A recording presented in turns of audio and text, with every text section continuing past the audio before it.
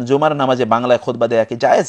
জুমার নামাজে তো বাংলায় খুতবা দিতে হবে আসলে, কারণ আপনি, অর্থাৎ আমরা বাংলাদেশের কনটেক্সটে বলছি, আপনি খুতবা দেবেন জনগণের উদ্দেশ্যে, অথচ আপনি খুতবা দিচ্ছেন এমন একটি ভাষায় যে ভাষাটি জনগণ বুঝে না, জনগণের ভাষা নয়। এটা তো একটা পাগলামি, স্রেফ একটা পাগলামি। বাংলায় খুতবা না দিলে খুতবাই হবে না। আবু হানিফার মাযহাব হলো বাংলায় খুতবা। এই জন্য সবচেয়ে উত্তম হলো নিজের ভাষায় মানে খুতবা দেয়া, কোরআন পড়বে, বিষয় নির্ধারণ করবে। আজকের বিষয় যাকাত, তিনি কোরআন পড়বেন, হাদিস পড়বেন, সেটার অনুবাদ করে দিবেন। এভাবে করে খুতবা একটা শেষ হলো, আবার বসে আরেকটা খুতবা দিবেন। আপনার ওলামায়ে মদিনা তাদের মত হইল যে খুতবা নিজস্ব ভাষায় হবে।